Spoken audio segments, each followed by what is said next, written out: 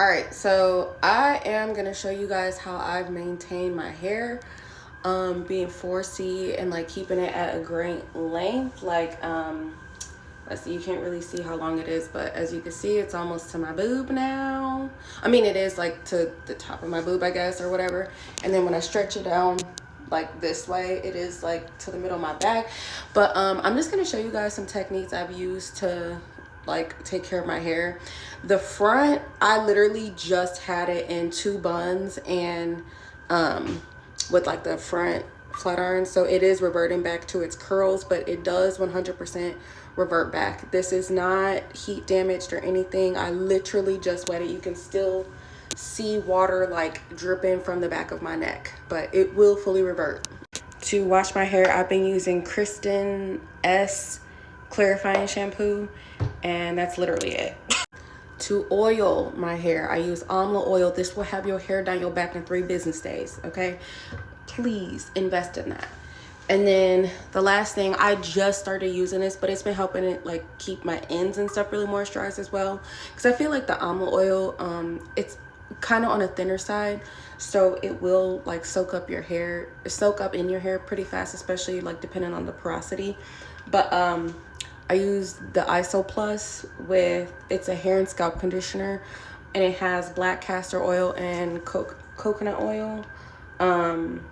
Yeah, so I just I braid my hair up and then I keep this on it. And I'm going to show you how I do my braids though. This is the key point.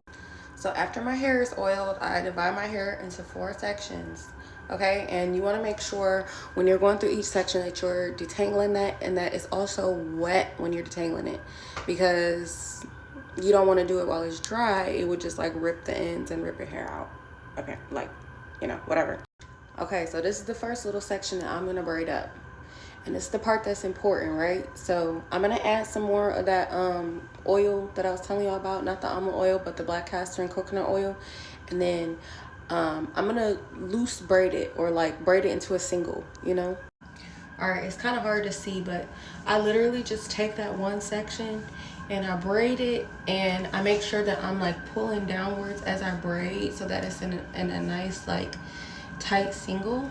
And I'm not doing this as like a style where people are gonna see it, so I don't care if it's fuzzy looking or whatever, as long as it's in a stretched state. Okay, that is how your hair will increasingly grow, is if it's in a stretched state. When people leave their hair in highly manipulated styles all the time, where it's like pulling at the root, as well as if it's like in a free form little afro or whatever all the time, like that causes breakage to our hair.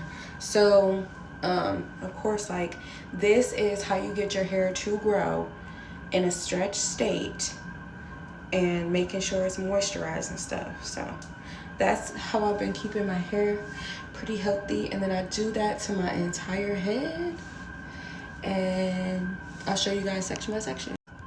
My parts don't really have too much of rhyme or reason. I just try to make sure that the braids aren't too big to where I can't like tuck it under a wig cap, because I do wear wigs pretty often. I wear my real hair, I alternate a lot between my real hair and wigs, so I just like to make sure that they're small enough to fit under a wig, and then kind of big enough to where they won't be too much of a hassle when I need to take them down.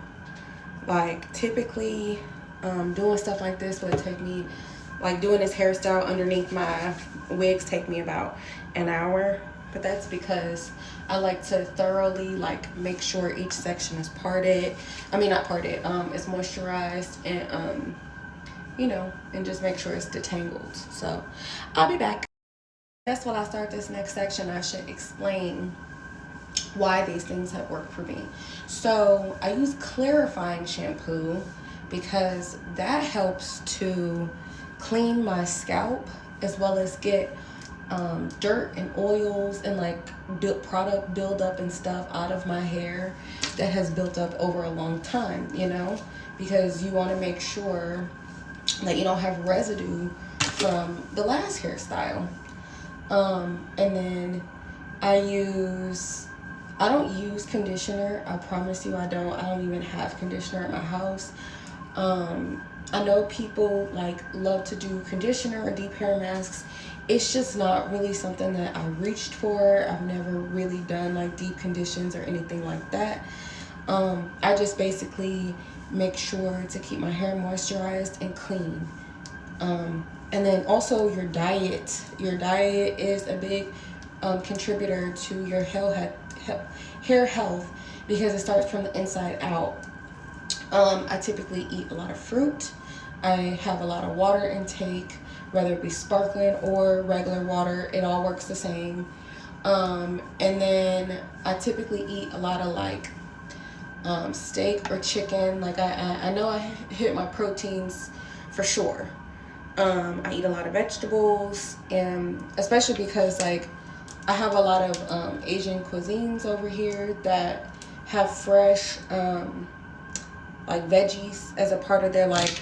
I think there's a place called it's like a Mongolian grill. Forget what it's called because I've been there like once. But there's places like that where you get like fresh vegetables, and it's just literally just like meat and protein. So I eat a lot of that kind of stuff, or I cook like that kind of stuff at home. I eat a lot of like, you know, those not kimchi, but it's like the cucumbers that's kind of made like kimchi. Or I eat a lot of lotus root because I do hot pot at home a lot. I do a lot of that stuff. And then in the mornings, I usually eat like eggs as part of my meal. I eat fruit, or I eat like yogurt bowls. So I'll do yogurt, honey, fresh fruit, and some granola. All of that contributes to your health. And that includes your hair health as well. So all of that is a big factor. And I kind of just make sure that everything just stays moisturized after it's clean. But yeah, I mean, that's pretty much it. I'll show y'all the end result. Sorry, I want to say one more thing. What's so funny is I found out that this worked for me by accident. So I basically don't know how to cornrow braid, and but I know how to like single braid, right? So I was like, I wonder if it like works the same with like growing hair or whatever. And when I was looking up research on how to grow hair, it said that actually having your hair in a stretched state will make it grow increasingly like better than doing cornrows. And that's how I found out about it, because I was wondering like, oh, like, can I wear my like hair like this under the wigs or whatever, or will it like be bad for my hair health? Because I thought it would cause more breakage, but no, it saved my hair. My hair was not always this long, and I did not know how to take care of it all the time, especially like when I was a baby natural, you know. And obviously I'm not a trained professional or anything. I'm just showing what worked for me and with the little information that I had you know, gathered from doing research and everything. Like, you know, I just want to share what I know, I guess. Okay, so this is halfway done. You can still see it's kind of loose, just so it's not tugging on the ends or anything. I'm honestly just trying to see like where my hair is stopping, so there we go. Oh. I haven't done a hair length check in so long. All right, so this is how it came out. Shake your dress, shake your dress, shake your dress. It did like mostly dry. Dang, I got all this oil on my phone. There we go. It did mostly dry while I was braiding it up, but it's a little damp still. Like literally just like a touch. Like if I like blow dry it a little bit, it'll probably be dry right away, but it'll be all right. It'll dry. Anyways, thank you so much for watching. I hope you have a wonderful day, and remember, I love you and Jesus loves you more. Bye.